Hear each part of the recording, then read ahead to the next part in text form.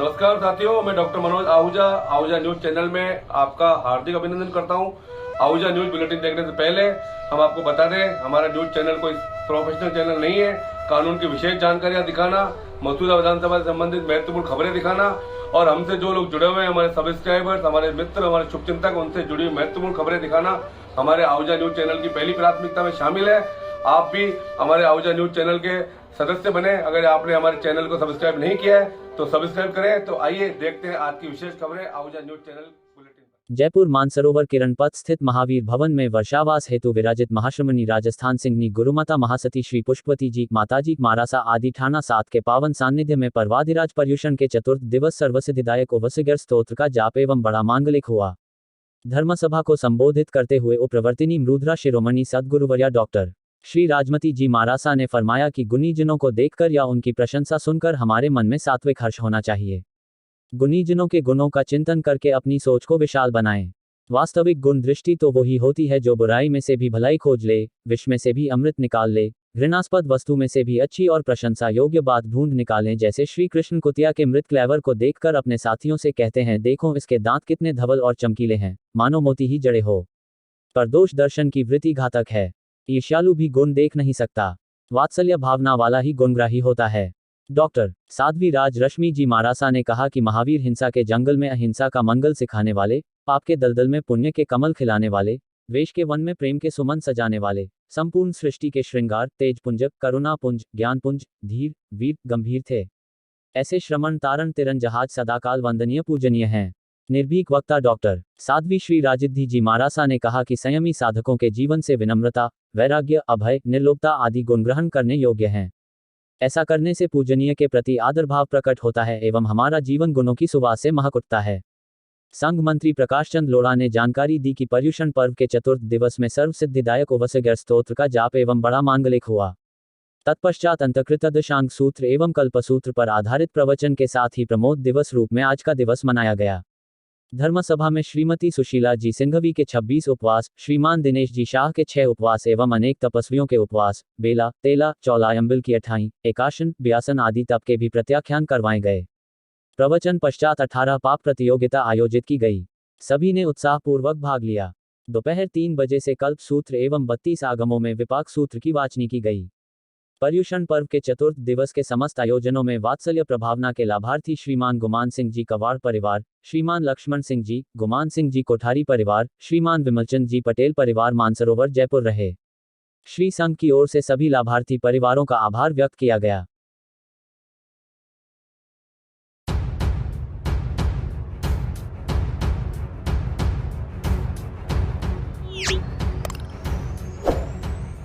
श्रीमान अपर जिला एवं सत्र न्यायाधीश कोर्ट संख्या 2 केकेडी ने मृतक प्रहलाद बागरिया ढाणी पिपरोली थाना सरवाड़ की हत्या के आरोपी श्रीमती कंचन बागरिया को हत्या करने व साक्ष्य सबूतों को हटाने के अपराध धारा 302, 201 भारतीय दंड संहिता के आरोपों से संदेह का लाभ देते हुए दोषमुक्त करने का निर्णय पारित किया गया है।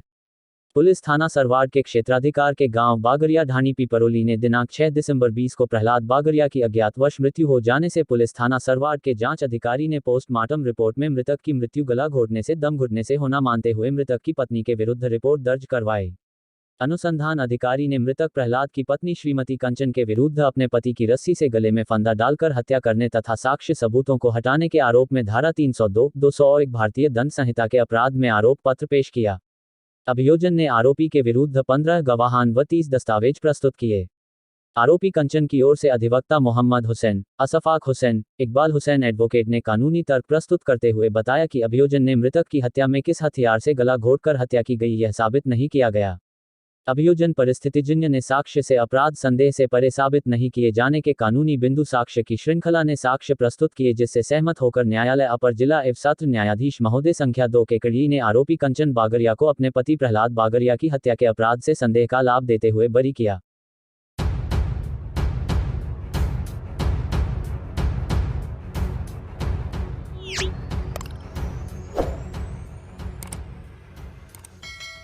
श्री जैन श्वेतांबर तपागत संघ केकड़ी के तत्वाधान में जैन संस्कृति का 8 दिवसीय महान पर्व पर्युषण पर्व धूमधाम से मनाया जा रहा है। अस्त मोहल्ला स्थित शीतलनाथ जिनाले में पर्युषण पर्व पर सभी धर्म आराधना में श्रावक श्राविका ने बढ़ चढ़कर हिस्सा ले रहे हैं। प्रातः मंदिर जी में स्नात्र पूजा व दोपहर में बड़ी पूजा एवं रात्रि में प्रतिक्रमण व भक्ति संध्या के आयोजन हो रहे हैं। मीडिया प्रभारी योगेश तातेड़ ने बताया कि आज पर्युषण पर्व के चौथे रोज प्रातः नाकोड़ा तीर्थ ज्ञानशाला से पधारे स्वाध्याय हितेश भाई द्वारा सब्जी मंडी स्थित ओसवाल संस्था भवन में जैन धर्म का पवित्र ग्रंथ कल्पसूत्र का वांचन किया गया। प्रवचन के दौरान हितेश भाई ने बताया कि कल्पसूत्र जैन धर्म का पवित्र ग्रंथ है। आगमक ग्रंथों में कल्पसूत्र सर्वाधिक उपकारी ग्रंथ है, जिसे सुनने वाले भवसागर से पार हो जाते हैं। इस ग्रंथ को सुनने से लोग दुखों से मुक्त हो जाते हैं और उन्हें मोक्ष की प्राप्ति होती है। सभी श्रावक श्राविकाओं ने कल्पसूत्र वांचन में बढ़ चढ़कर हिस्सा लिया। इस दौरान कल्पसूत्र जी की एवं 5 ज्ञान की अष्टद्रव्य से पूजा की गई, जिसका लाभ ऋखभ चंद महेंद्र कुमार धम्मानी परिवार ने लिया एवं कल्पसूत्र बहुराने का लाभ सुरेंद्र कुमार वैभव कुमार धूपा परिवार ने लिया। दोपहर में शीतल नाथ जिनाले में नवपद पूजा का आयोजन किया गया।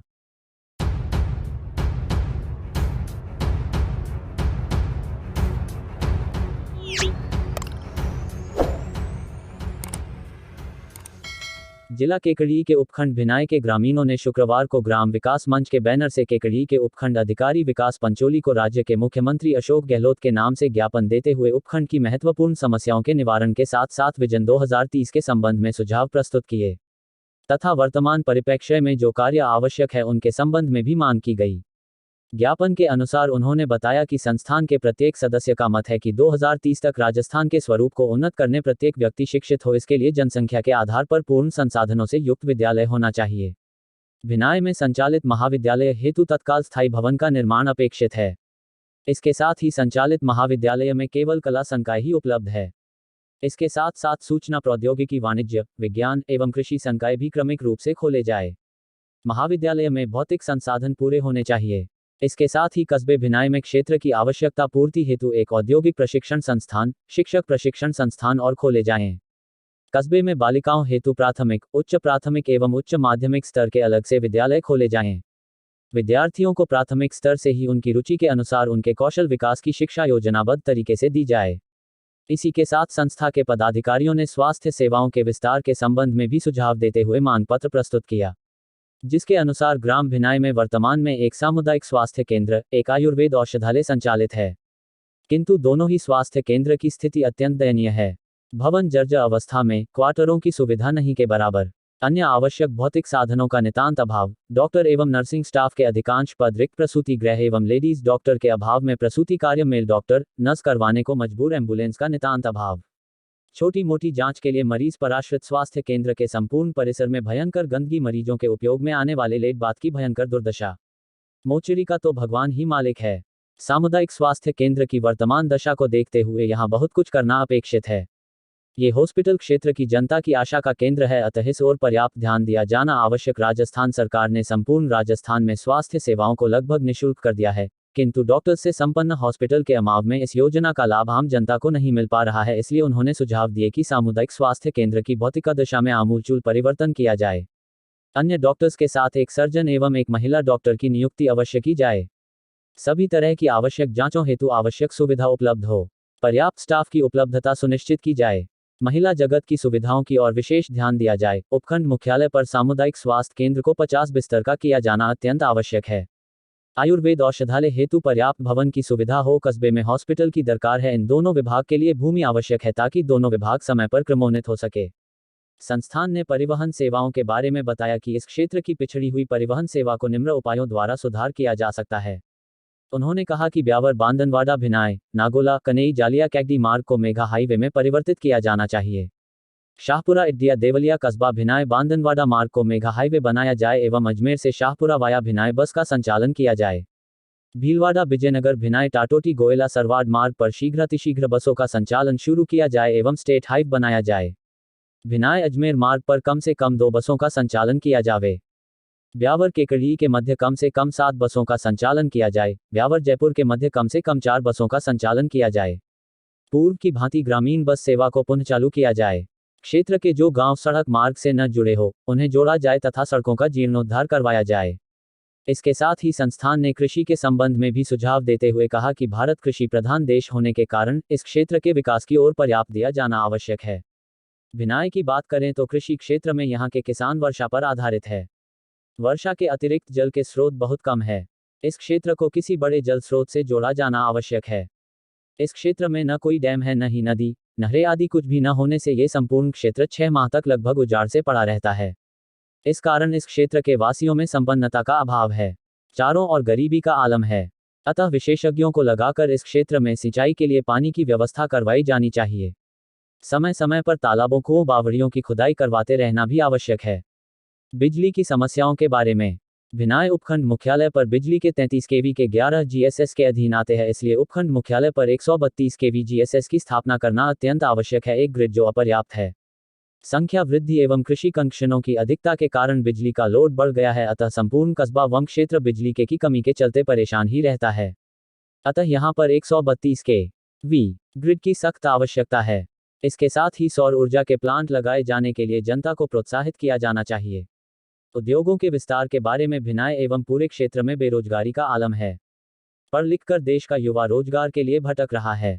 इसके लिए प्रथम आवश्यकता रोजगार परक शिक्षा की है। यद्यपि राज्य में महात्मा गांधी रोजगार योजना के तहत जनता को राहत है, किंतु यह अपर्याप्त है। इसके दूसरे उपाय भी किए जाने चाहिए और वे उपाय हैं गांवों में छोटे छोटे कुटीर उद्योगों का संचालन और उसके लिए आवश्यक प्रशिक्षण एवं धन की व्यवस्था। भिनाई में सैकड़ों बीघा जमीन वर्षों से व्यर्थ पड़ी है। ऐसी जमीन को चिन्हित कर सरकारी योजनाओं या उद्योग धंधे तथा फैक्ट्रीज आदि के लिए आरक्षित की जाए तथा ऐसे क्षेत्र के विकास के लिए पूरे एरिया को रिक्को हेतु आरक्षित कर योजनाबद्ध तरीके से उद्योग लगाए जाए। इसके लिए विशेषज्ञों की सहायता ली जाए। पर्यावरण एवं स्वच्छता के बारे में सुझाव देते हुए बताया कि भिनाई कस्बा चारों ओर पहाड़ों से घिरा हुआ है, किंतु इन पहाड़ों के पेड़ काट काट कर नंगे कर दिए गए हैं। एरिया उजाड़ एवं बंजर दिखाई देता है। क्षेत्र में दिन प्रतिदिन खानों की संख्या बढ़ रही, इस कारण इस पर्यावरण को भारी नुकसान हो रहा है। इसके लिए आवश्यक है कि बचे हुए पेड़ों की कटाई को सख्ती से रोका जाए तथा योजनाबद्ध तरीके से पहाड़ों पर धोकड़ा आदि के पेड़ जवाबदेही के साथ लगवाए जाएं। गांव को साफ सुथरा स्वच्छ बनाए रखने के लिए गांव के गंदे पानी की निकासी के लिए नालियों का उचित प्रबंध अपेक्षित है। कचरा प्रबंधन भी योजनाबद्ध तरीके से होना चाहिए। भिनाई रेन की घाटी बगडावत भूमि सैकड़ों वर्षों पुराना इतिहास, इस भूमि को पर्यटन स्थल घोषित किया जाए।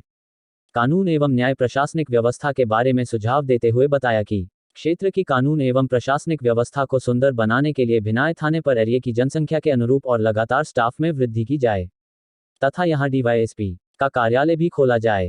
न्याय व्यवस्था हेतु मुंसिफ मजिस्ट्रेट न्यायालय शीघ्र संचालित किया जाए। गांवों में नशा करना एक भयंकर बीमारी बन गया है, इसको रोकने के लिए तुरंत प्रभाव से कदम उठाया जावे एवं नशा करने वाले व व्यापार करने वालों के साथ सख्ती से निपटा जाए। ये देश का भविष्य बर्बाद कर रहा है। इसके साथ ही महत्वपूर्ण सुझाव देते हुए उपखंड मुख्यालय पर नगरपालिका एवं क्षेत्र को विधानसभा क्षेत्र घोषित करने की मांग करते हुए कस्बे की जनसंख्या विस्तार को देखते हुए अब यहां पर ग्राम पंचायत की जगह नगर पालिका खोली जाए ताकि कस्बे का समुचित विकास हो सके। इस क्षेत्र को पूर्व की भांति भिनाई विधानसभा क्षेत्र में बदला जाना आवश्यक है। पेयजल सुविधाओं के संबंध में कस्बे में पेयजल की उपलब्धता बिसलपुर बांध से जा रही है, किंतु पानी की वितरण व्यवस्था अत्यंत ही दूषित है। वितरण व्यवस्था इतनी खराब है कि कुछ मोहल्ले एक मटकी पानी के लिए तरस जाते हैं, तो अनेक मोहल्ले ऐसे भी हैं जहां पानी नालियों में व्यर्थ बह रहा है। अतः सबको पर्याप्त जल मिले, इसके लिए वितरण व्यवस्था को सुधारा जाए। इसके लिए संबंधित कर्मचारियों को जवाबदेह बनाया जाए।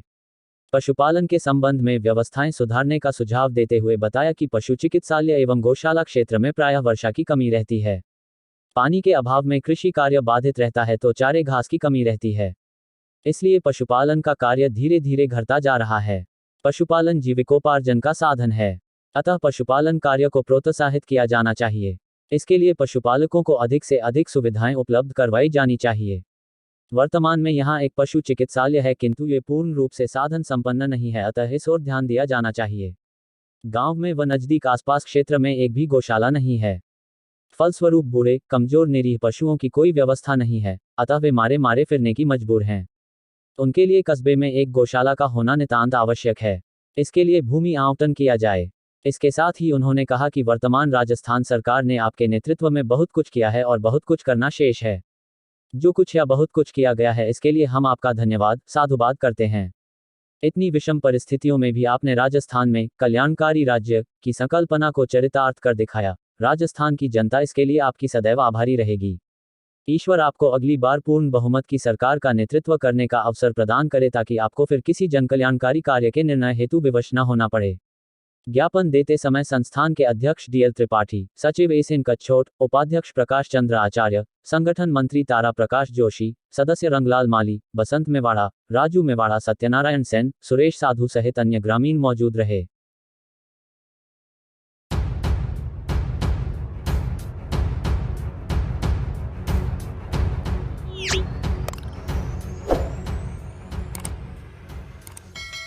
अंबेडकर वेलफेयर सोसाइटी की ओर से जिला कलेक्टर केकड़ी को ज्ञापन देकर भारत रत्न डॉक्टर भीमराव अंबेडकर की प्रतिमा को मुख्य द्वार के पास पार्क में स्थापित करने की मांग की है। सोसाइटी के सदस्य जितेंद्र बोयत ने बताया कि नगर परिषद केकड़ी में बाबा साहब भीमराव अंबेडकर की प्रतिमा स्थापित है, जो पीछे की ओर स्थित है तथा स्टैचू चूने का बना होने से क्षतिग्रस्त हो गया है, जिसे नगर परिषद केकड़ी में मुख्य द्वार के पास स्थित पार्क में स्थापित की जाए। ज्ञापन सौंपने के दौरान सरवार ब्लॉक कांग्रेस अध्यक्ष श्याम कुमार, रतन पनवार, रामेश्वर गढ़वाल, रोडुमल सोलंकी, मुकेश धवलपुरिया, राजेश मेघवंशी, धनरूप रैगा, मूलचंद महावर, चेतनदास रैगा, नोरतमल रैगा, राजेश लखन, सोनू तेजी, सीताराम बेरवा, राहुल कांत बोयत, कमलेश कांसोटिया, डी एल वर्मा सहित कई व्यक्ति मौजूद थे। फोटो केकड़ी 01 ज्ञापन सौंपते अंबेडकर वेलफेयर सोसाइटी के सदस्य।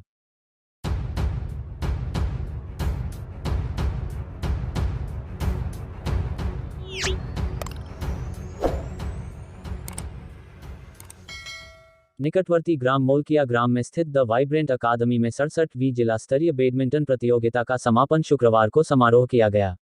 बैडमिंटन प्रतियोगिता के अंतर्गत 14 वर्ष आयु वर्ग में विद्यालय से छात्र वर्ग में आदित्य जागिड़, शाश्वत बजाज, राघव न्याती व अभय गौड़ ने प्रतियोगिता में भाग लिया। छात्रा वर्ग में विद्यालय की मेहुल पारीक, आर्या पारीक, अंशिका जोशी व सुहानी हेड़ा ने प्रतियोगिता में भाग लिया, जिसमें छात्र वर्ग में आदित्य जांगिड़, राघव न्याती व शाश्वत बजाज विजेता रहे, वहीं छात्रा वर्ग में मेहुल पारीक, आर्या पारीक व अंशिका जोशी विजेता रही। कार्यक्रम में मुख्य अतिथि विजय पारीक, अनंत शर्मा व भगवत सिंह द्वारा विजेता खिलाड़ियों को पारितोषिक वितरण किए गए। छात्र वर्ग में आदित्य जागिड़, शाश्वत बजाज, राघव न्याती व छात्रा वर्ग में मेहुल पारीक, आर्या पारीक व अंशिका जोशी का राज्य स्तरीय प्रतियोगिता में चयन हुआ। कक्षा 8वीं की छात्रा महिम का वॉलीबॉल के लिए राज्य स्तरीय टीम में चयन हुआ, वहीं छात्र वर्ग में कक्षा 9वीं के छात्र ऋषित आचार्य का राज्य स्तरीय वॉलीबॉल टीम के लिए चयन हुआ। विद्यालय की प्रधानाचार्य किरण पारीक द्वारा मुख्य अतिथियों व शारीरिक प्रशिक्षकों को स्मृति चिन्ह प्रदान किए गए, साथ ही खिलाड़ियों को बेहतर प्रदर्शन के लिए बधाई दी। प्रधानाचार्य ने बच्चों को खेलकूद प्रतियोगिताओं में भाग लेने के लिए प्रोत्साहित किया। फोटो केकड़ी 04 विजेता प्रतिभागियों को पुरस्कार प्रदान करते अतिथि।